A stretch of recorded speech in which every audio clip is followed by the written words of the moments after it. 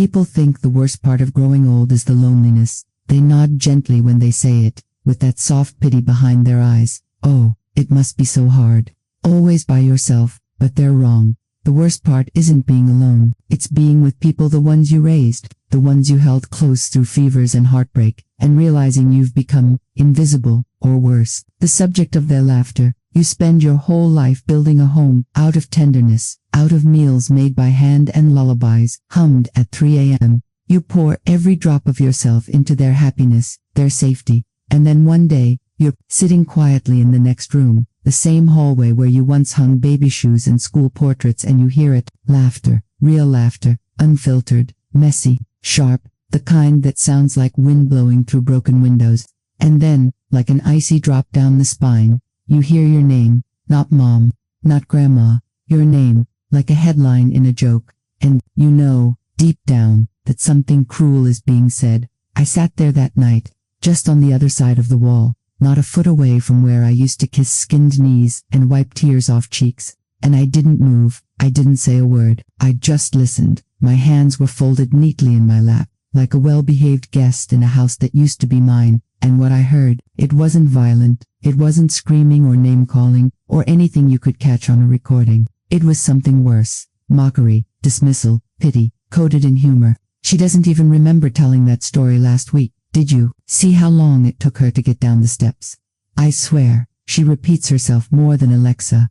Laughter, not mean, right, not exactly, but when your bones ache from a life of carrying theirs, that kind of laughter echoes like thunder through your chest.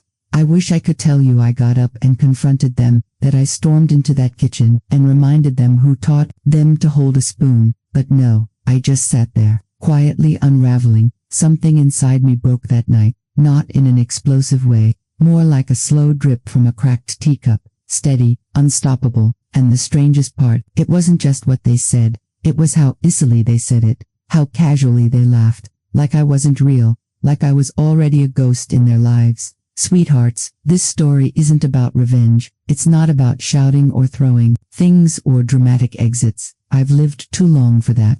No, this story is about recognition. The moment you finally see the truth, after years of squinting in the dark, the moment you realize you gave everything and became something they joke about while washing dishes. But this isn't where the story ends. Oh no, that laugh, that single, bitter laugh, it cracked open a door I had long nailed shut behind it. Memories I buried, secrets I kept, even from myself, a life I lived quietly and painfully, thinking silence was the same thing as strength. And so I want to tell you everything, my dears, not because I want your sympathy. No, I've had enough soft apologies to last a lifetime. I want to tell you so that maybe, just maybe, someone else out there won't feel as alone as I did that night. So before I begin, like the video, subscribe if you haven't, and please, leave me a comment telling me where you're listening from, because stories like this, they deserve a place to be heard. Now come sit beside me, let me take you back to the warm rooms of my girlhood, to the scent of pears on the stove and the hum of a world that once felt so small and full. Before the laughter, before the silence, before I became the woman behind the wall. I was born in the spring of 1943, in a small clapboard house tucked behind a field of wild sunflowers in southern Ohio. Not quite the edge of nowhere, but close enough that the train whistle sounded like a miracle every time it blew. We weren't poor, not exactly, just careful. My father used to say we didn't need riches, we had rhythm. Rhythm in our work, rhythm in our meals, rhythm in our love. My mother believed in three things: cast iron, confession, and keeping your curtains crisp. She ironed everything, even our pillowcases. She said God lived in the details, and that laziness invited sorrow. There was no sorrow in our house, not back then. Mornings began with the crackle of bacon and the whistle of the kettle. I'd lie in bed just a moment longer after the first scent of grease hit the air, counting the steps of Mama's slippers as she moved from stove to sink, sink to counter. I knew every sound of that house, the soft knock of the back screen door when the breeze came through, the groan of the floorboard by the pantry, the little chirp the stove made when it got too hot. We didn't have much, but we had routines, and those routines felt like wealth. Mama would hum hymns as she stirred the cornmeal mush. She always sang softly and tenderly Jesus is Calling on Thursdays, as if she knew something the rest of us didn't, and I'd sit on the counter, swinging my feet, chewing on the end of a flour sack towel while she told me about her dreams from the night before. My daddy worked at the paper mill 3 towns over, left before sunrise, and returned with wood pulp in his hair and soot on his collar. But when he came home, sweetheart, he whistled, every time, even before he kissed Mama hello, even before he took off his boots. That whistle floated through the screen door like a promise. I'm still here, we're still whole. I was the youngest of 4, the oops, as my older sister used to joke, though Mama slapped her arm whenever she said it. We meant for Grace, she'd snap, even though my name wasn't Grace. They only called me that when they wanted me to behave. My real name is Ruth Ellen, but no one called me that unless I was in trouble. To Daddy, I was always Cricket. He said I sang in my sleep like the little creatures under our porch boards, and to Mama, I was her last gift. God saved the best for last, she'd say as she braided my hair with tired hands and a quiet smile. Summer in our town smelled like hot grass, horse manure, and frying oil. The whole block came alive in the evenings, men playing dominoes under the oak tree, women hanging damp sheets on the line while gossiping low, and us children, we ran barefoot, chasing fireflies and pretending we were bandits or queens or both. Do you know what I miss the most, sweetheart? The sound of screen doors slamming, that little slap clatter that meant someone was coming or going, someone was home. You don't hear that anymore. On Saturdays, we went to the town square, which was really just a gas station, a barber, and a general store that smelled like licorice and pine cleaner. Mama would get her coffee and talk to Mrs. Tilson about the preacher's new wife, and I'd sneak candy sticks from the bottom shelf when the clerk wasn't looking. I always paid. Later, though, I wasn't a thief, just a child with a sweet tooth and poor timing. Church was sacred. Every Sunday, we wore gloves and hats and smelled like rose soap and boiled starch. The hymns filled my chest with something bigger than breath, and after service, we'd eat fried chicken off oil-stained napkins unfolding. Chairs behind the chapel, the women would fan themselves and talk about the heat, while the men smoked and argued about whose car would break down first. It was a world of routine, of trust. No locks on the doors, no phones ringing during dinner, no strangers in the pews. And I thought it would last forever. I thought it would last forever. That warm, steady rhythm, the kind of life where you know exactly what's for supper and whose footsteps are coming up the porch, but forever has a funny way of slipping past you when you're not looking, especially when you're young. I turned 13 the summer Elvis first hit the radio. Oh, I remember the scandal. Mama nearly dropped her rolling pin the first time she heard him growl through the speakers. Sin in stereo, she called it, but I thought he sounded like freedom, like something was cracking open in the sky, and a new kind of light was pouring through. I still wore hand-me-downs from my sister Beatrice's starched collars, long hems, always a little tight in the shoulders, but that year, I started tying my hair up with a red ribbon, just to feel a bit of my own. That was the summer I learned to bake cornbread without burning it. The summer I heard my brother cry for the first time, behind the barn, face buried in his hands, after coming home from town with blood on his collar and silence in his eyes. Mama never asked what happened. Daddy didn't either. In our house, silence had rules. You had to earn it. Still, there was beauty everywhere. We picked blackberries until our fingers bled purple, slept on quilts on the screened porch when the heat became unbearable, listened to crickets sing lullabies while Daddy traced old war scars beneath his shirt.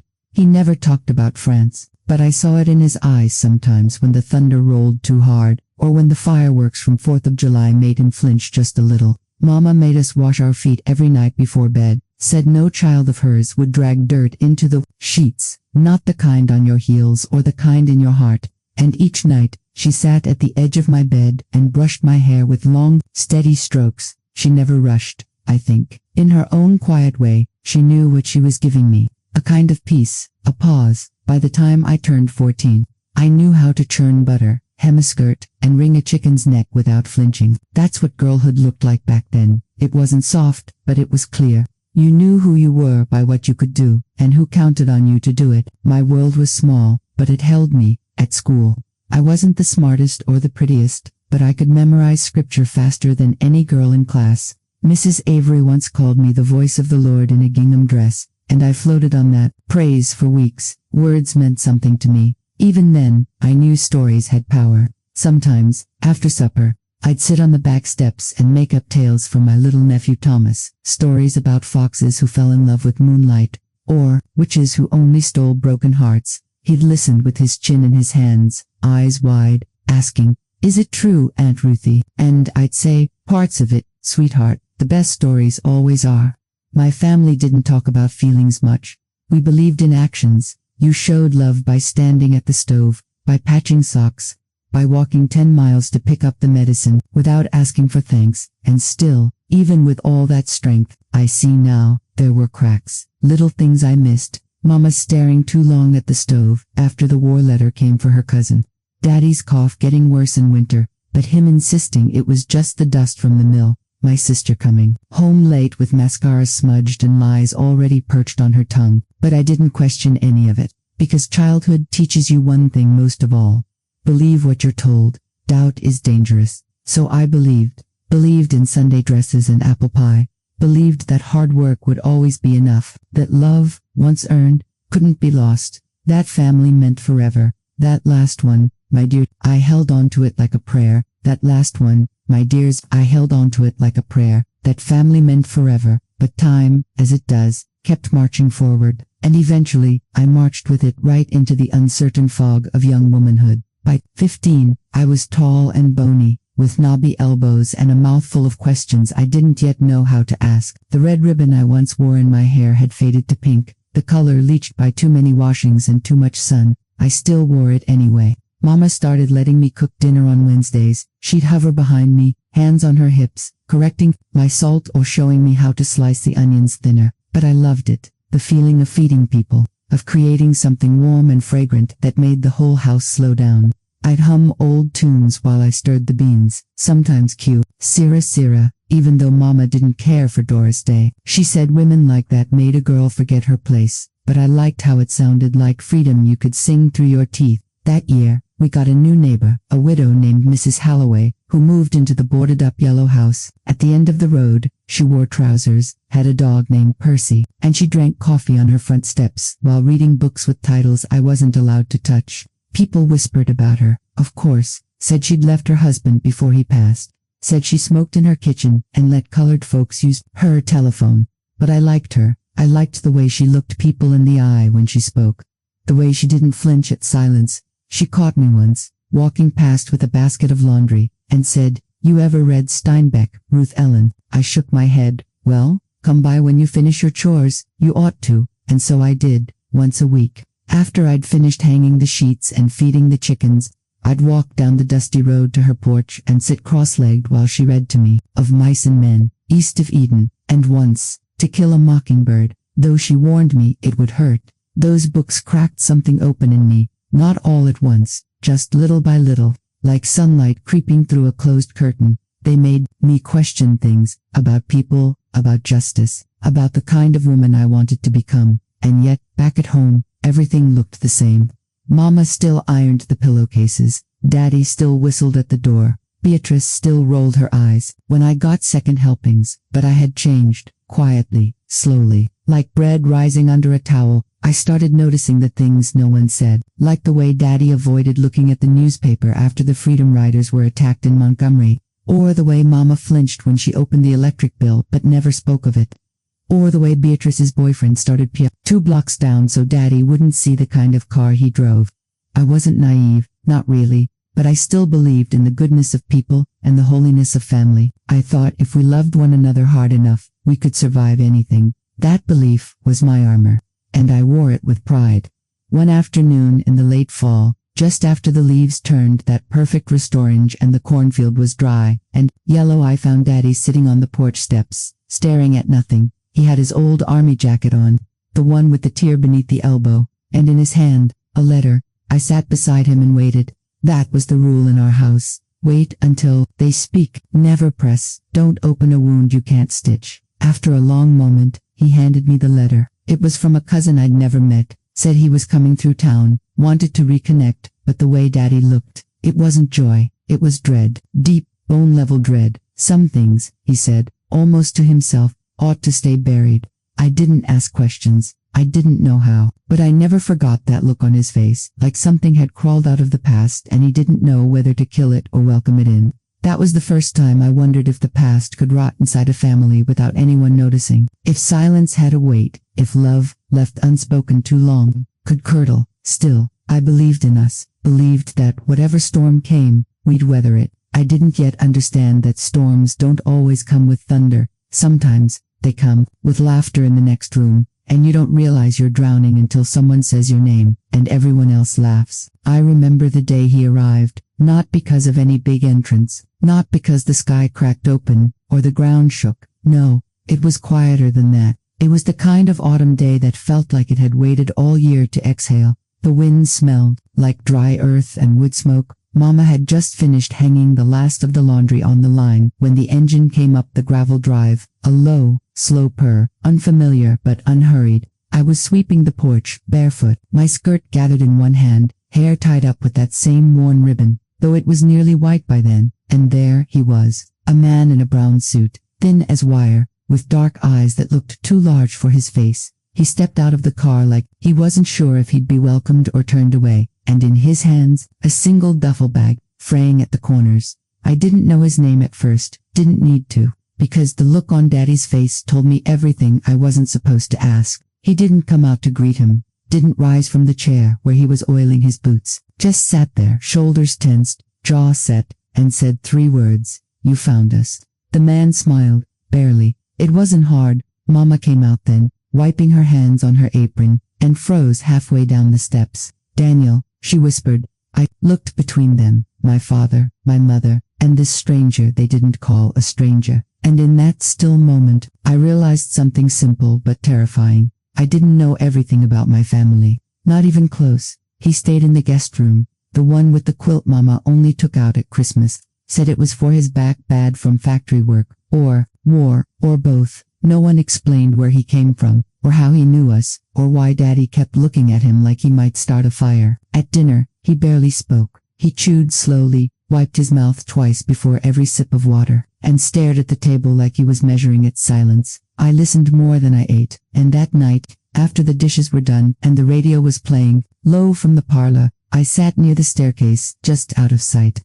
I know I wasn't supposed to, but sometimes, a girl needs to hear what she's not meant to. "He shouldn't have come here," Daddy said. His voice was flat, no anger, just weariness. "He's your brother," Mama replied, her voice low and trembling. Where else was he supposed to go? Brother, that word hit me like a falling pan. I didn't know Daddy had a brother. He'd never mentioned one, never shown a photo, never once said a name. He made his choices, Daddy said.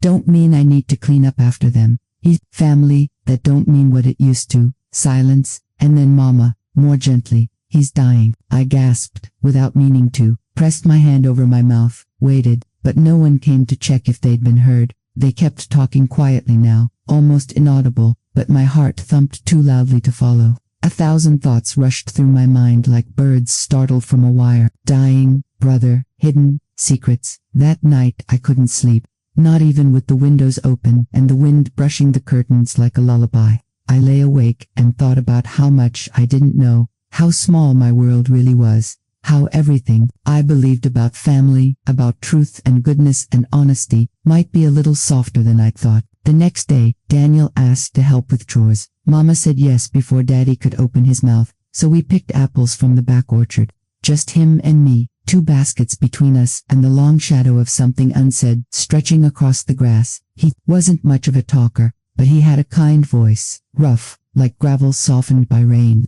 "You're Ruth Ellen," he said, not as a question. "Yes, sir, you look like your grandmother." I tilted my head. "You knew her." He smiled, but it didn't reach his eyes. We all did, whether we wanted to or not. He handed me an apple, bright red, with a bite taken from it. "Sometimes," he said, "you can live a whole life thinking you understand people, only to find out they were carrying things you never saw." I didn't know what he meant, not then, but I felt the weight of it settle in my chest like a stone dropped in water, and I nodded, like maybe I did. By the end of that week, the house felt different, quieter, heavier. Daniel slept most of the day, coughed through the night, and Daddy stopped whistling altogether. Mama started making tea with honey and lemon again, something she hadn't done since. Beatrice's tonsils came out in '54. She said it was for his throat, but I saw her watching him from the window, hand pressed against her mouth, like she was holding something back. When I finally got the courage to ask her about him, she said only this: "There are stories that don't belong to us, Ruthie. and sometimes it's kinder not to dig. But I've never been good at leaving things buried, that Sunday. As Mama was folding the hymnals after church and Daddy was outside pretending to fix the wheelbarrow, I sat beside Daniel on the porch swing. The cushion had a torn seam, and he kept running his finger along it, back and forth, like he was tracing time. He didn't look well. His skin was pale and thin, like it had forgotten how to hold color. His collarbones pressed sharp against the fabric of his shirt, and his eyes, oh, sweetheart, his eyes looked like they'd seen the end of the world, and maybe they had. Do you believe in forgiveness, Ruth Ellen? He asked, without looking at me. I hesitated. That was a loaded question in our house. We were taught to forgive, yes, but only after confession, only after shame. I don't know, I said honestly. I think I want to. He nodded like he understood. Then he told me a story about a girl, about a baby, about a war that didn't kill him but stole everything that came after. He didn't cry, didn't raise his voice. He just laid it out like kindling, piece by piece, and I could feel the match in his pocket. Waiting, she never even told me, he said at last, voice breaking. I came home, and they said she'd gone, just gone, like I was a ghost. Who? I asked, barely breathing, but he didn't answer. He just stood, coughed into a cloth that came away red, and went back inside. That was the last full conversation we ever had. He died 3 weeks later, on a Tuesday, the same day Mama's biscuits burned and the rain never let up. There was no funeral, no obituary, Daddy said. He didn't want one, and that was the end of it. We buried him ourselves, just behind the apple orchard. No marker, just a smooth stone Mama placed with shaking hands and a bouquet of goldenrod tied with a ribbon I recognized. My old red one, the one I'd stopped wearing. I watched as she knelt by the grave and whispered something I'll never know. Her back shook once, then she stood and walked away. That night, I stood in the kitchen while Daddy drank from a glass that wasn't water, and stared at nothing. Why didn't you ever tell us? I asked. He didn't pretend to misunderstand. He made his choices, but he was your brother. He looked at me then, not angry, just tired. Some mistakes ain't meant to be remembered, Ruth Ellen, especially not by children. But I'm not a child, I said, and he laughed. One short, bitter sound. You're always a child in this house. Don't forget that. After Daniel died, everything looked the same but felt different. Mama stopped humming while she cooked. Daddy stopped going to church. The screen door creaked more. Even the chickens clucked quieter, and I started dreaming about a baby. I didn't know whose baby it was, just that it had dark eyes like Daniel's, and it was always crying in the dreams. I'd wake up soaked in sweat, heart thumping, as if I'd lost something I never held. I tried asking Mama more than once about Daniel, about his story, about the girl he left behind, but every time, her lips tightened like a drawstring bag. Not everything needs to be spoken, she'd say, but I didn't want to be like her. I didn't want silence to be the inheritance I passed down. So I started writing, little notes, tucked into the pages of books, journals under my mattress, letters to no one.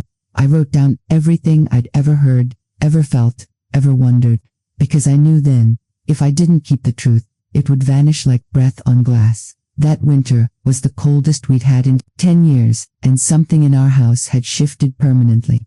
It wasn't just the loss of Daniel.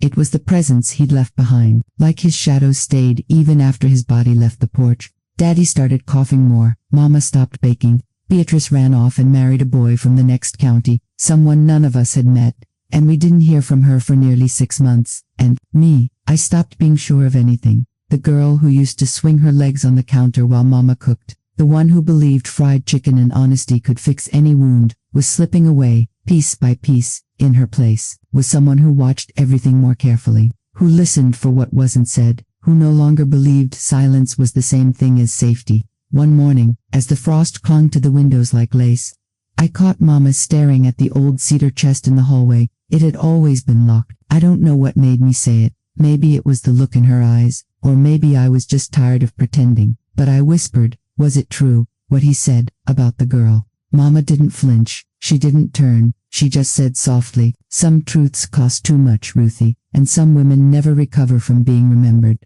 Then she walked away, and I stood there, hand resting on the lid of that chest, wondering what had been lost, and who decided it was too painful to keep. You know, sweethearts, when something breaks, truly breaks, it doesn't always shatter with a bang. Sometimes it buckles slowly, under the weight of years, a little creak here, a hairline crack there, and by the time it falls, people stand around the rubble, acting surprised, pretending they didn't see it coming. But I did. I saw it. I just didn't want to believe that the people I loved, the people I raised, could forget the sound of my soul cracking open. It started, I think, with the dinner I wasn't invited to. Now, mind you, I wasn't expecting a parade.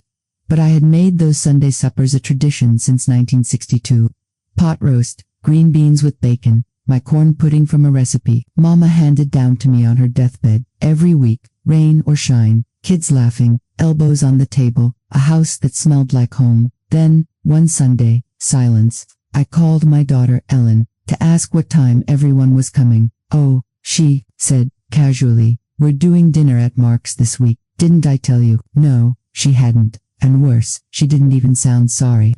I stood there holding the phone, staring out my kitchen window like I was watching a part of myself walk away across the lawn, like my name was fading from their calendars, like I was a chapter they'd quietly closed. I thought it was a mistake, a slip of the tongue. They'd realize I wasn't there and call, wouldn't they? They didn't. That night I sat alone at the same table where I used to feed 3 children, 2 grandbabies, and a husband who once said, "This table will always have a place for you." Even he, God rest him, would have been ashamed. But it wasn't just the dinner. No, my dears, that was just the start of the unraveling. Then came the photographs.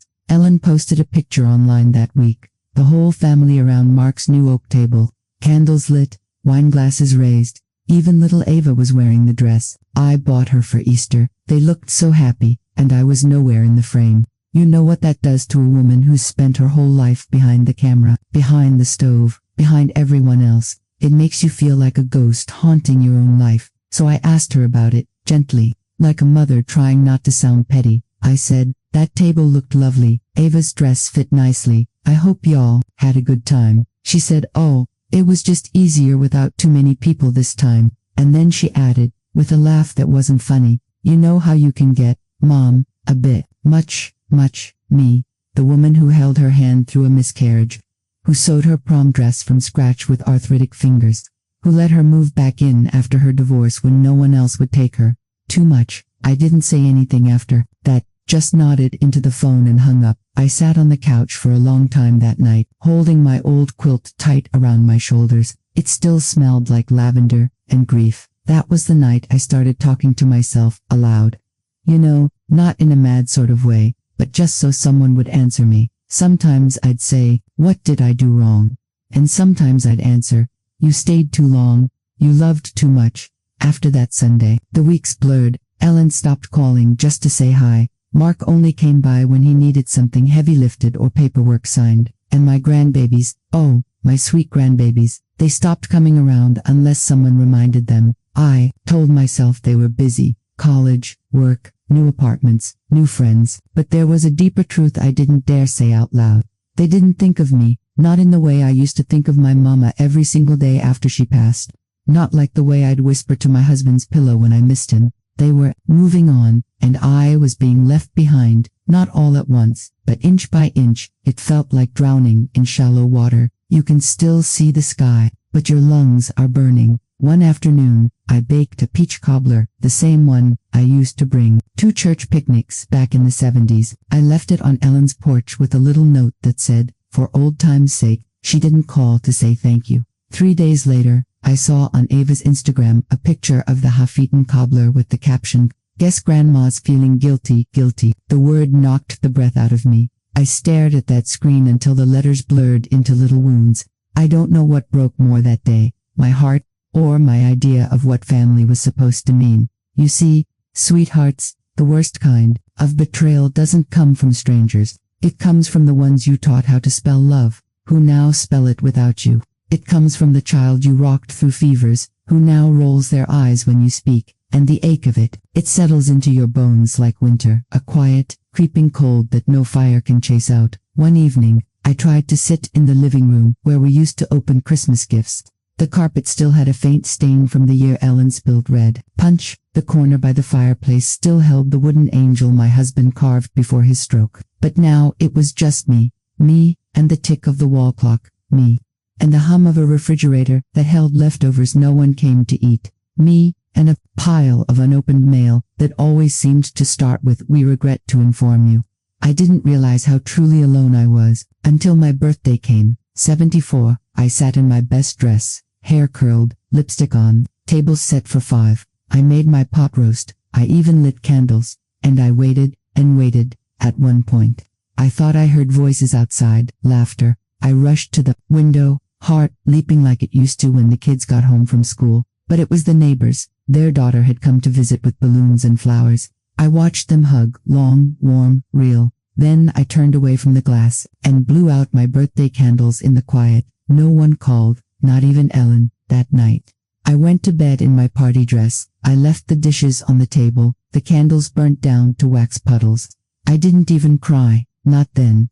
I just lay still, listening to the sound of my breath and wondering, when did I stop being someone worth showing up for? But the moment that truly undid me, sweethearts, the one I will never forget, came a few weeks later. It was a rainy Wednesday. I dropped off a casserole at Ellen's like I always used to. Didn't knock, didn't want to bother, just left it at the door and turned to leave. But I heard them from the open window, laughter, my name, and then someone said, I still don't know who. It could have been Ellen or Ava or maybe even Mark. Someone said, she just wants attention.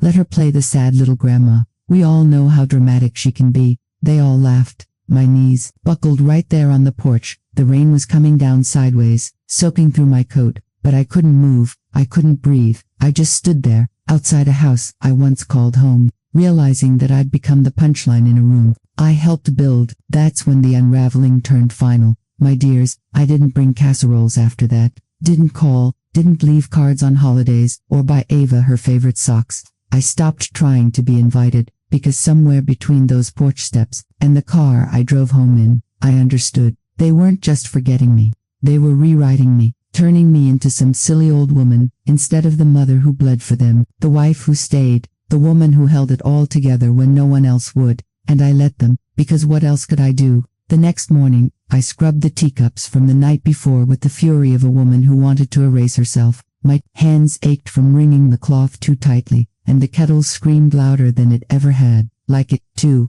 was tired of being ignored. You know, my dears, survival doesn't come in the grand moments. It comes in the small ones, the folding of a bedsheet when no one helps, the peeling of potatoes with fingers raw from arthritis. It comes when you iron the shirts of the man who stopped asking how your day was, and do it anyway. And so I survived, not because I was brave, but because there was no other choice. After that night, my place in the family shifted, not outwardly, no. I still set the table, still kissed cheeks, still wrapped leftovers with foil, as if they'd come back to eat them. But inwardly, something crumbled. I began to listen more closely when they whispered in the other room. I watched the way they looked at one another, sharing jokes I was never meant to hear. I laughed along sometimes, just so they wouldn't notice how my laugh cracked like glass. My granddaughter, Amelia, started leaving the house earlier and earlier, off to school, to work, to see friends. She'd pass me in the hallway, eyes on her phone, and say, "Love you, Nana," like she was finishing a voicemail, not speaking to a person. I'd nod, say it back, but the words hung hollow. My son, my sweet boy who once wept in my arms when his first puppy died, had grown into a man of numbers and schedules. He visited less. When he did, he brought store-bought flowers, ones that wilted in 2 days. He used to pick wild violets for me from the garden, remember, but that was another life. Once, I tried to talk to him. I stood at the foot of his car as he loaded the trunk. "Can I come stay with you for a week?" I asked softly, fingers tightening on the basket of jam I'd made. He hesitated, didn't look at me. "We've just got so much going on. You know how it is." I nodded. Of course, I knew too well. Winter came hard that year. I shoveled snow from the porch myself, hunched and wheezing, because no one remembered.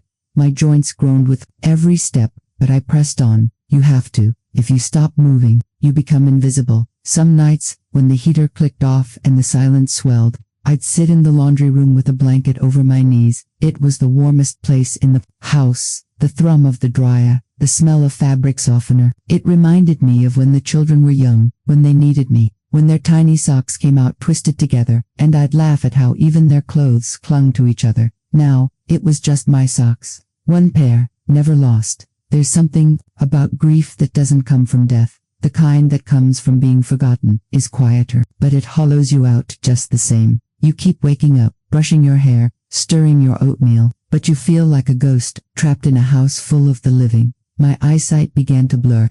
I dropped things more often, a plate here, a glass there. Each time, I'd wince, waiting for someone to shout, but no one did.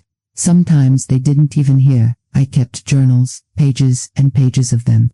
Not because I thought anyone would read them, but because I needed proof that I was still here, that I still thought, still felt, that even if they didn't ask about my day, I had one. Once, I found an old photo, the four of us, at the lake. I held it in my lap for hours, tracing their baby faces with my thumb. I remembered the way they squealed when the water touched their toes, the way I held their towels open, arms wide like a mother bird calling her chicks back. They used to run to me. Now, they scrawled. I began attending church again, just for the sound of someone calling me by name. The Reverend would say, "Good morning, Mrs. Ellison," and I'd want to cry, just to be seen, just to feel like someone knew I still breathed in those pews. I wasn't Nana who forgot the groceries. I wasn't the woman who mixed up names or asked the same story twice. I was a soul, a story still unfolding, and maybe, just maybe, someone was still listening. One afternoon, as the February sun stretched weak fingers across the frozen yard, I stood in front of the mirror and didn't recognize the woman looking back. My skin, once the color of sweet cream, was now a delicate parchment. My cheeks sagged, my eyes dulled, but what startled me most was the weight I carried in my shoulders. Not just age, no, it was the burden of invisibility, of being the afterthought in a house I had once held together. So I did something I hadn't done in decades. I went to the garden shed. The key was still where I left it, under the stone frog by the lilac bush. That shed used to be my escape when the children were little and the walls too loud. Inside was the scent of rust and old rain. Dust hung in the light like lazy dancers. My hands trembled as I reached for the wooden crate beneath the potting bench, the one I hadn't touched since 1986. Inside, wrapped in a faded tea towel, were my watercolors, dry, cracked, but still there, like me. I sat on the stool and poured a little water into the tray. The colors resisted at first, then slowly began to melt, like old memories stirring. I picked up a brush and began to paint. Not flowers, not birds. No, this time I painted my face, not as it was now, but how I remembered myself. Strong, tired, beautiful, in the way a tree is beautiful. After weathering too many winters, that afternoon, I painted for hours, and the ache in my joints, that old, familiar ache, faded for a while, not gone, just quieted. That's the thing about creation, my sweethearts. When the world forgets you, you can still remember yourself. The next morning, I brought the painting inside. I set it on the windowsill above the sink, right where the sunlight fell. Each morning, my daughter-in-law noticed it first. "Did Amelia do this?" she asked. "No," I said quietly. "I did." She blinked, genuinely surprised. "I didn't know you could paint." I smiled. She didn't know a lot of things. Slowly, the painting began to work like a lighthouse. Friends from church started asking me to paint portraits of their grandchildren. A neighbor brought over a photo of her dog, Amelia, after weeks of silence. Slid into the kitchen one afternoon, with that guarded look teenagers wear like armor. "Can you paint me?" she asked, like, not with my braces or anything, just how I want to look. I nodded. We sat together in the golden light of that room, and for the first time in a long while, she looked at me, really looked. "You used to braid my hair every Sunday," she said as I sketched. "I remember," I whispered. "You hated the tight ones." She smiled. "You were the only one who never pulled." I began to feel like myself again, not the mother I used to be, not the invisible woman floating through the hallways, but something in between, a survivor, a witness. I started walking in the mornings, slowly, with my cane past the cemetery, through the park. I listened to birdsong and the crunch of frost beneath my feet. Each step was an act of defiance, proof that I was still here. There were days I'd fall back into that old silence. Yes, days I'd overhear laughter and feel the sting, wondering if it was meant for me, but I no longer curled into myself like I used to. I stood, I painted, I remembered, and sometimes I even laughed back. One evening, Amelia brought home a friend, a shy girl with sleeves pulled past her knuckles. They hovered by the doorway until Amelia nudged her. "Show her," she whispered. The girl handed me a wrinkled piece of paper, a drawing, broken lines, a haunted face. She doesn't show anyone her art, Amelia said.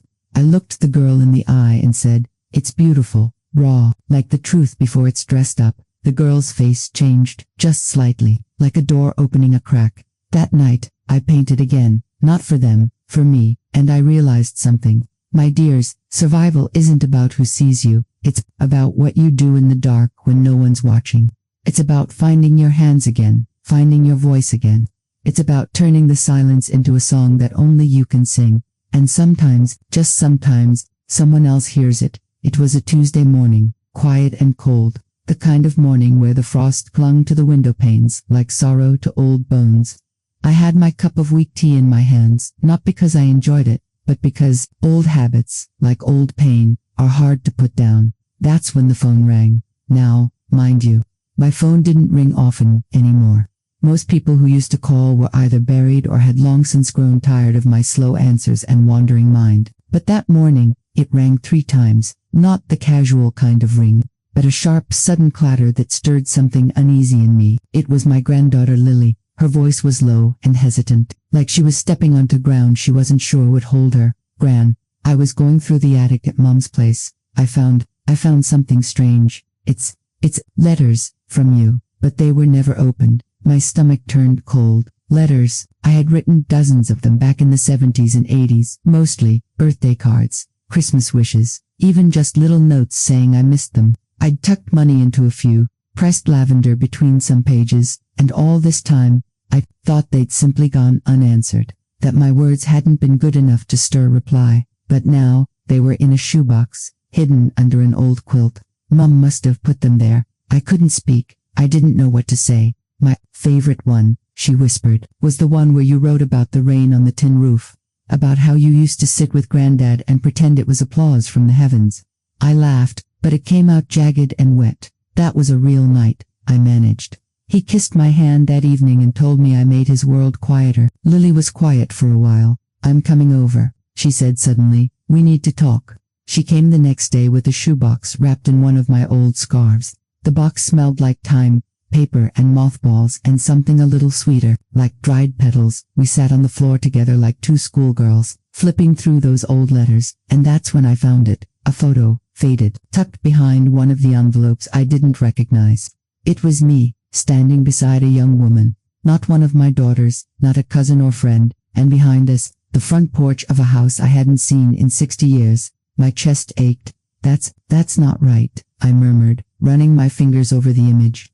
Lily was watching me carefully now, like she knew she was standing on the edge of something fragile. There's a name on the back. She turned it over. It said, in my own handwriting, Mina, the day before the train. And suddenly, I was no longer in that living room. I was 17 again, and I remembered everything. Mina was my sister, not by blood, but by bond. She was taken in by our family after her parents died in a factory collapse during the war. We were both girls then, skinny, hungry, afraid, but oh, how we loved one another, slept in the same bed, braided each other's hair, told stories late into the night. I never spoke of her again after the winter of 1949, because, in 1950, she vanished, not because she ran, my dears, but because Papa sent her away. He said she was a bad influence, said she was softening me, said we were too close. I remembered the shouting, the slamming of the door, the way her suitcase thudded down the stairs. I remembered clutching the edge of the windowsill, watching her walk away with no coat, no goodbye. And now here she was, in a photograph I had buried inside a letter I must have written years later, then never sent. That discovery cracked something open in me. Not anger, not at first, but grief, the kind that had sat folded in the corners of my life, waiting. I thought I had survived everything worth surviving, but this old wound, still pulsed, still burned. I spent the next week going through my old journals, reading through faded memories, cross-checking with newspaper archives. Lily helped me search through, and do you know what we found, my sweethearts? We found her, alive. Mina was alive, living in a quiet coastal town not more than 2 hours from me, under a different name. She'd never married, owned a little bookstore. She'd even been in the newspaper last year for donating all her savings to build a local children's library. And I had been here, All these years, living 10 exits away. That night, I didn't sleep. My hands trembled. My mind raced. Would she remember me? Would she hate me for not writing? For not coming to find her? Or, worse, would she have buried me in her own memory, just like I had buried her? The next morning, I made a decision. I would go. No letters, no phone calls. I would go in person, because some ghosts don't want to be summoned, but some need to be seen again before they disappear forever. The morning the letter arrived, I was sitting at the kitchen table sipping my weak chamomile tea, staring out the window like I always did. The sparrows were fighting over crusts, and the radiator hissed beside me, grumbling like an old friend with something to say. My bones ached more than usual that day, the kind of ache that doesn't come from the cold, but from something stirring, something waiting just beyond the curtain. The envelope was plain, cream-colored, no return address, just my name, my full name. No one had used that since Harold passed, not even the children. It was odd, the way my hand trembled holding it, as if my body knew something my mind hadn't caught up with yet. Inside was a note, just one sentence written in fine, careful cursive. You deserve to know what was kept from you. And underneath that, a photocopy of a page from a medical file, something about hospital records from 1974. At first, it meant nothing to me. A file number, a patient code, a mention of my name as an emergency contact.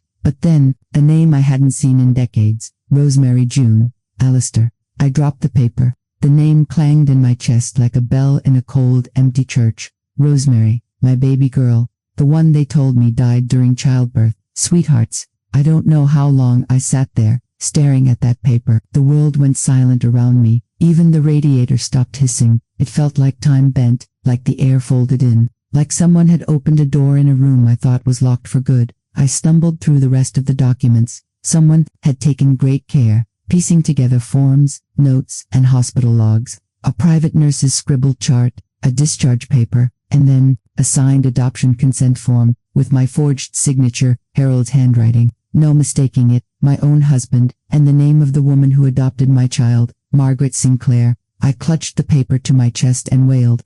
I hadn't cried like that in decades, not since I laid my boy Calvin in the ground. But this wasn't just grief. This was betrayal unearthing itself from the dirt. This was the ghost of a daughter I never held, clawing her way back into the living world. I spent the next weeks in a fog, going over every memory from those days. I remembered the birth vividly, the pain, the nurses rushing, the lights too bright, the smell of antiseptic. I'd fainted during labor. I remembered that clearly, and when I came to, a doctor I didn't recognize told me my baby hadn't made it.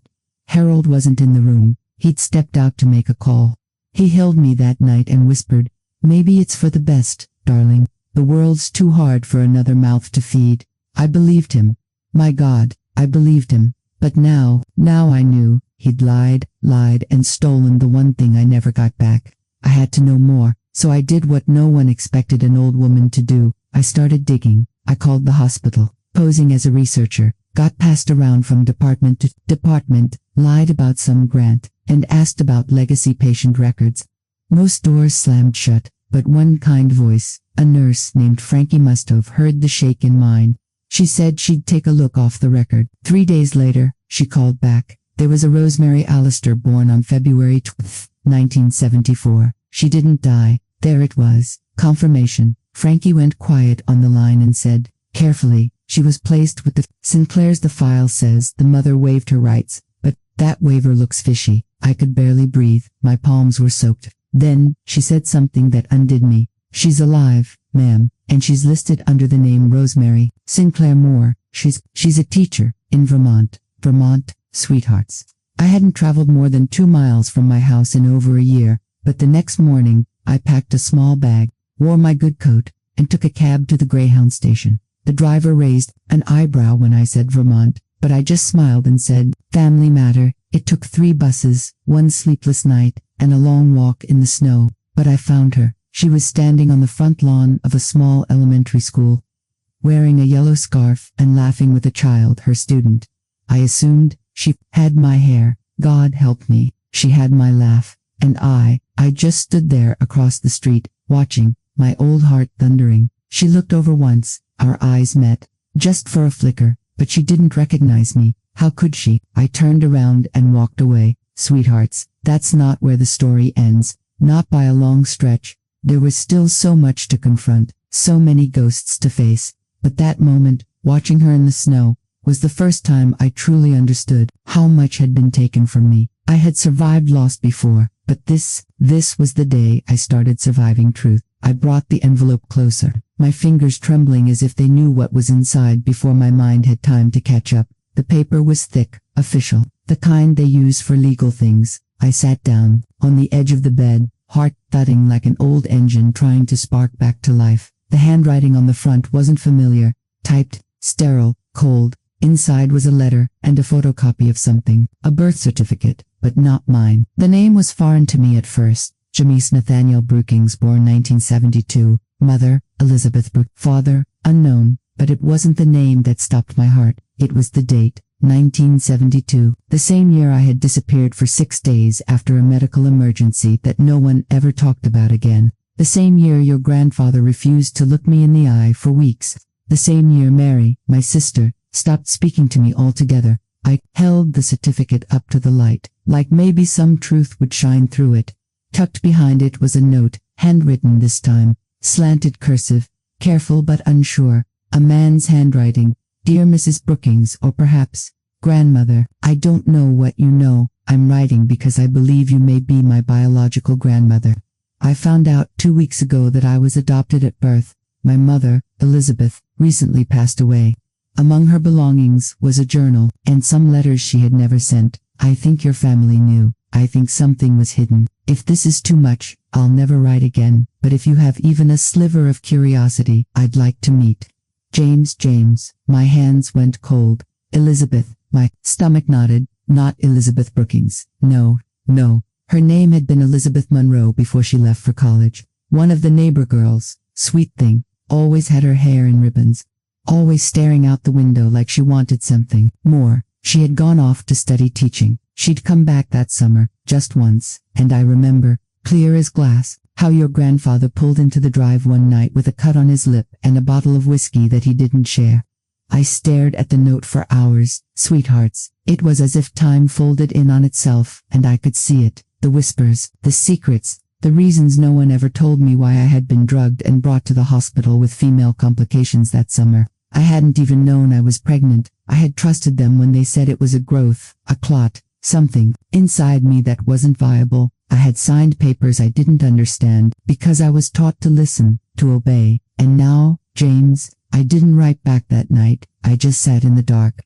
Letters spread out like a crime scene. My heart beat hollow in my chest. And I thought of every moment in my life when I'd felt like something was missing and told myself I was being silly. A week later, I wrote him. My handwriting shook. I didn't call myself grandmother. I just said, yes, I want to know the truth. He came 3 weeks later. The moment I saw him step out of the car, I knew his shoulders were your grandfather's, square and strong. His eyes were mine, but softer. He smiled like Mary used to when we were girls, and when he opened his mouth to speak, it was like hearing my father again, polite, unsure, full of hope. We sat at the kitchen table, the same one where I used to pack your lunchboxes and sew missing buttons onto school uniforms. He placed the journal in front of me, worn leather, the kind with cracked edges. Inside were entries, descriptions. Elizabeth had been young, scared. She had written of a man who swore he loved her, promised to leave his wife, promised everything. But when she got pregnant, she was shipped away. Money changed hands. She never named him in the pages, but she named me. She said I deserved to know that I had been lied to. She said I had cried as they sedated me, that I had screamed his name. She said she had begged to keep the baby. They made her give him up, and they made me forget I ever carried him. I wept, my sweethearts. I wept so hard my chest burned. I felt like I was 20 again, betrayed and drugged and voiceless. And then James, he reached across the table and held my hand. Just like that, no accusations, no demands, just a man with questions and a woman who had been kept from the answers her whole life. And so I walked into that living room, not like a detective or a woman seeking justice, but like a grandmother holding on to the last fragile thread of who she used to be. The air smelled like rosewater and old paper. and the late sun spilled golden slants through the curtains. There was Josephine, sitting in the same chair where my son once napped as a boy, his head heavy in my lap after a long day at school. And there was the woman, her eyes a pale gray, too pale, holding a folder in her lap like it was made of bone. I just wanted her to hear it from us directly, she said, nodding gently toward me. Josephine didn't look up, just tightened her grip around her coffee mug and gave the smallest of sighs. I didn't come to fight, I said, only to listen. But I'd appreciate it if you could speak plainly. And that's when she opened the folder. There were photographs, letters, a notarized statement, and a birth certificate, not mine, not Josephine's, but a child born in 1975 at St. Mary's Hospital, to a mother named Eleanor. The father's name was blank. I recognized Eleanor's maiden name. She was my cousin, the one who'd left for the city, the one who'd dropped off the face of the earth, as we'd said over and over during family reunions. I remembered her laugh. I remembered how close she and Walter had been before I came along, and then I saw the child's name, Paul. I reached for the folder like my hands were floating toward it without my will. The woman, her name was Marcy. She leaned forward. He was my father, she said softly. He died 3 years ago from lymphoma. Before he passed, he told me he always felt like he didn't belong, that he wanted to know who his real family was. I stared down at the face in the photograph. Paul looked just like my Daniel when he was in 5th grade, the same crooked smile, the same crooked smile, the same mole under the left eye. Was your husband's son, she said, Walter. Was seeing Eleanor before you married, and after, for years, actually, until Eleanor moved away with the baby. Josephine looked up at me finally, her eyes red-rimmed and tired. I found out 2 years ago, when I was going through Dad's boxers. I wanted to tell you, I swear, but I didn't know how. I didn't cry, not then, not even when Marcy showed me a letter from Walter, dated 1982, promising to visit Paul's school recital,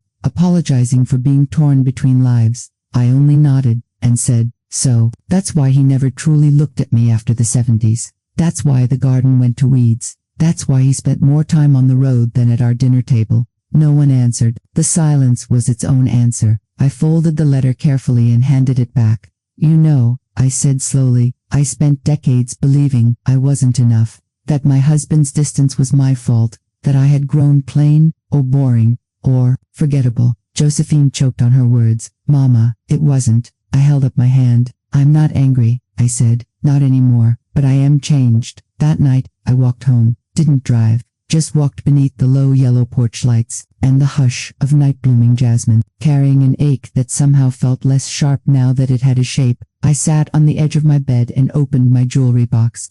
Inside were 2 baby teeth, one from Daniel, one from Josephine, still wrapped in tissue. I'd kept them all these years, little ivory seeds of memory, but now I understood that there had been a 3rd child, a boy born of another woman, carrying half of Walter's face, half of his heart, a boy who had lived and died without me. I wasn't angry, but I grieved him, grieved the father he'd never had fully, the grandmother I never got to be, and the woman I once was, innocent, trusting, devoted. But I also saw myself differently, now, not as weak, not as a fool, but as a woman who carried a house full of shadows and still kept it warm. The truth didn't destroy me, it just showed me who I had been living beside all these years, and in the quiet that followed, I realized I was never truly alone. Even in the silence, the house had spoken. Even in the laughter down the hallway, the truth had waited patiently to be heard. He didn't flinch when I said his name, Adam. He stood on the other side of the dining table, holding the yellowed envelope like it was a bone he'd dug up in his own backyard. His mouth opened, then closed again. I saw it in his eyes the moment the boy I used to hold in my lap collided with the man standing in front of me. This letter, he finally said, was in Dad's things, in the attic. I don't know why it was hidden. I took it from him, my fingers brushing his. The paper was dry and brittle, older than even I had imagined. I unfolded it carefully, my breath caught. The handwriting, oh Lord, it was Ruth's, scrawled and slanted, the way she always wrote when she was trying to hide the shaking in her hands.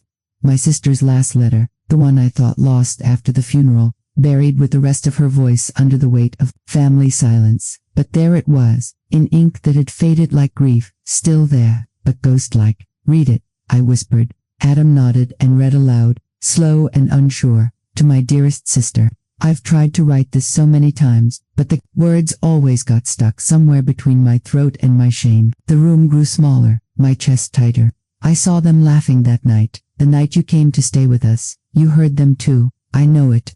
Mama and Daddy and Daniel, all of them at the table while you stood in the hall with your suitcase. They thought you were asleep. They said things I can't repeat, because they've burned into me like acid. Adam looked up, his voice cracking, but I nodded for him to continue. I should have spoken up, but I was afraid. I should have stopped them, but I thought it would pass. I thought they'd come around. I didn't realize it would last your whole life. My breath hitched, a sound escaped me, somewhere between a laugh and a sob. So she knew, my Ruth, my quiet, delicate Ruth. She heard it too. She knew they turned me into a ghost. I never stopped loving you. I never stopped being your sister, but I let them silence me, and I'm sorry, for all the years. For not standing beside you in the dark when it mattered most. I closed my eyes, the words washing over me like the tides I'd once listened to from that childhood bedroom window. She knew, she saw me. Even in her silence, she carried me. I didn't know this existed, Adam said. I don't think Dad ever meant for anyone to find it. It was wedged between old picture frames and winter coats. I stood slowly, the ache in my bones nothing compared to the tremor in my chest. I looked around the room where I had once rocked Adam as a baby, where I had knit blankets and waited for holiday calls that never came. Everything made sense now, every shadow in my memory, every uncomfortable pause, every time they smiled at me a second too late. Ruth had been the only one who saw, and she paid for it with silence. I don't know what to say, Adam said, voice small. I want to understand, Grandma. I want to know everything. I looked at him, this boy Nauman, and for a moment, I didn't see his father's shape in his shoulders. I saw mine, bent, but not broken. I think it's time, I said quietly. You deserve to know what they buried, and I deserve to speak. And so, I told him. I told him about that hallway, about the way I stood there with my suitcase, 23 years old, pregnant, widowed, and unwanted. About how my father chuckled that I'd come crawling back, how my mother called me dramatic for crying, how Daniel, my brother, Adam's grandfather, said I should have been smarter, that it was my fault my husband died poor and left me with nothing. And then I told him what came next, the nights I cooked in silence, the birthdays they forgot, the holidays where I watched them pass gifts around without my name ever being mentioned, and how Ruth used to slip me folded napkins with sweet little drawings of flowers and sunshine. She was always trying to give me a piece of light when the house offered nothing but cold. Adam listened, eyes wide, jaw tight. At one point, he reached for my hand and didn't let go. They always said you liked being alone, he murmured, that you didn't care for crowds or family things, but that was never true, was it? I shook my head. I was lonely before they ever gave me a chance to be alone. And then, I showed him the photos, the ones I'd kept in a shoebox, me with Ruth, before the silence, me at the market with my baby boy, a hospital bill with his name circled in red ink, a letter I wrote to Mama that was returned unopened. The silence hadn't started with me, but I carried it, until now. Adam stood and crossed the room. He picked up one of the photos, me in my 20s, hair wild in the wind, a baby on my hip and sadness in my eyes. I never knew this version of you, he said. She's still here, I replied. Somewhere under all the forgetting, he didn't say anything for a while. Just looked at the photo like it held a key to a house he never knew he'd been living in, and then he said it. I want to tell the rest of the family. I think they need to know. I looked at him long and hard, and that, sweethearts, was the beginning of the decision I never thought I'd have to make. I sat on the edge of my bed that night, the letter from Ruth on my lap and the old shoebox of photos open beside me. The moonlight spilled through the curtain in a soft ribbon, brushing the floor like the hem of a forgotten dress. Forgive them, expose them. It wasn't a question of justice anymore, not really. They were old, some gone, some shriveled into themselves like grapes turned raisins. Even the house had outlived their cruelty. It was the silence that remained, that awful, faithful silence. I could feel Ruth beside me somehow, her voice lingering between the folds of that letter. She had written it with trembling fingers and never sent it, or maybe she had, and it had been intercepted. I would never know for sure. That was the thing about ghosts. They don't offer footnotes. Downstairs, Adam had fallen asleep on the sofa. I could hear his soft, even breathing. He had listened to my story without flinching, asked questions gently, and when I told him everything, even the ugliest pieces, he didn't turn away. He asked if he could tell the rest of the family, and I hadn't answered yet. I didn't sleep that night. My bones buzzed with memory, with bitterness, with the ache of being unseen for so many decades, and also, and maybe most terrifying, with doubt. What if I'd gotten it wrong? What if the moments I clung to his wounds had been misunderstandings? What if their laughter at the table that night, the one I'd heard from the hallway, hadn't been about me? What if I had chosen exile, in some buried, self-protective way, and, mistaken that for being cast out, I'd built my life like a fort around that night, and now, Ruth's letter had pried one stone loose. The walls were trembling, but even if I had been wrong about the intent, the impact had been real. The loneliness, the birthdays missed, the way I faded from the photo albums like a ghost in plain sight. Intent was a tricky, slippery thing. You could swear you never meant harm, but harm didn't wait for your permission. By morning, I'd made coffee the old way. With the metal percolator on the stove, it hissed and sputtered like an old man. Clearing his throat, the kitchen smelled like the 1960s, like burnt toast and Folgers, and a time before anyone knew what gluten was. Adam stirred awake, hair wild, shirt wrinkled. "Did you sleep?" he asked. "No," I said, "but I remembered some things." He sat across from me. The light hit his face in such a way that he looked, for a brief moment, like Ruth. "Adam, I want you to do something for me." He nodded. "I want you to go through every letter, every paper in that attic, every photo. Don't just look for evidence, look for people, look for Ruth, look for me. You want me to research our own family?" "Yes, I want to see if the story I've carried matches the ones they never told." He understood the weight of legacy, suddenly a living thing in his hands, and while he did that for weeks, across emails and photocopies and old cassette tapes left in storage bins, I wrote. I sat down with a lined yellow pad, my glasses low on my nose, and I wrote the story of my life. Not the version polished for sympathy, not the one I muttered at church luncheons, but the one I lived, the one where I stood in the hallway, and they laughed. The one where Ruth tried, in small ways, to mend what was never hers to break. The one where I raised a boy in a one-room apartment above a pawn shop and taught him how to wrap a birthday present using newspaper and string. The one where I stopped waiting for an apology and became the kind of woman who didn't need one. When Adam returned weeks later, he brought a box. He sat it on my table and opened it with reverence. "There were more letters," he said. My hands trembled as I read them. Bits and pieces. A recipe card with Ruth's writing on the back. A message. "Do you remember the blueberry jam from our childhood? I dreamt about it last night. You were smiling." A postcard from Daniel, dated the year before he died, addressed to me but never sent. "I don't know how to say this, but I think we all failed you. I think about that hallway more than I should." I sat back, stunned. So I wasn't wrong. Not entirely. But I wasn't entirely right, either. They'd thought about it, quietly, uselessly, in whispers and half-formed regrets. And I had spent 60 years believing I was invisible. That's what silence does. It builds a wall between you and the people who are too cowardly to look you in the eye. But they had looked, just not when it mattered. "I want to print your story," Adam said softly, "even if just for the family. They need to hear it from you." I closed my eyes. It would be easy to say yes. It would be noble to believe that sharing would heal the wounds, that putting light on the truth would fix what had festered for decades. But I wasn't sure I believed that anymore. Some truths, when spoken aloud, just echo. "Print it," I said finally. "But only give it to those who ask for it." "Why?" "Because some people prefer their version of history, and I won't force mine on anyone." He nodded. "And if they ask, then give it to them in full. No edits, no comfort, just the truth." That was my resolution. Not revenge, not vindication, but a choice. I would not remain silent, but I wouldn't shout, either.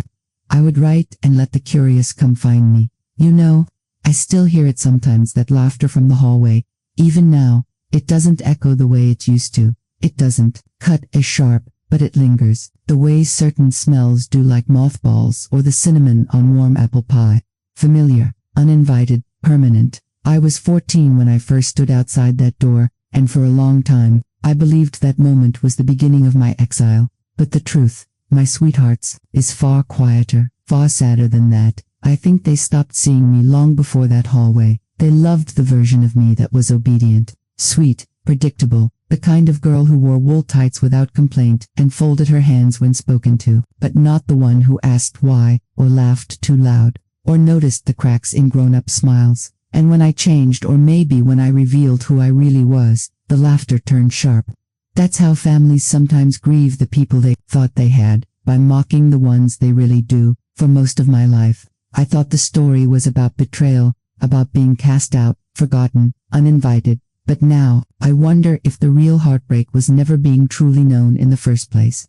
They didn't hate me. Not really. They just didn't want to hold the weight of me, and so I held it myself, raised a child alone, worked 2 jobs, saved every birthday card, every drawing Adam ever made, like proof I was still real, still worth remembering. And yet, somehow, I forgive them. Not all at once, not completely, but a little more, each day. Because carrying anger is like walking through molasses. It hardens your heart, slows your breath, makes everything taste like ash. And I've lived too long, survived too much to keep chewing on bitterness. I write my story now, not for them, not for vindication, but for you. For the ones who have stood in the hallway, unheard, for the daughters called dramatic, the mothers dismissed, the grandmothers forgotten, for those who were laughed at behind thin doors, whose names were never spoken at the table, whose presence was an afterthought. You are not invisible, you never were. I hope you know that. And to those of you who have laughed, maybe not out of cruelty, but out of ignorance, or fear, or comfort, I hope you know the weight of your silence. I hope you knock on that hallway door someday. I hope you listen, because the ones you push away may become the historians of your memory. And let me tell you, we remember everything. The sound of your silverware, the way the shadows moved across the rug, the look exchanged between cousins when we entered the room. We remember, but more than that we feel, and that's what lingers, not the laughter itself, but what it meant. Still, I sit here today, an old woman with trembling hands and a soft heart, and I choose to speak, even if my voice shakes, even if the ones who need to hear it never do. I speak, because stories like mine aren't rare, they're just hidden, and sometimes, all it takes is one voice saying, I know how that felt, to remind someone else that they're not alone. So if you've made it this far, my sweethearts, thank you. Thank you for listening, not just with your ears, but with your heart. Thank you for holding space for a woman like me who once believed she had been erased. And if you've ever been in that hallway, or ever put someone there, tell me in the comments what you would have done. Would you have knocked? Would you have stayed? Would you have laughed, or walked away? Let's not keep the silence going. Let's tell the truth, even the uncomfortable parts. And if this story meant something to you, don't forget to like and subscribe. Stories like this deserve to live on. Not because they're easy to hear, but because they remind us that every life holds weight, even the quiet ones, even the forgotten ones, even mine.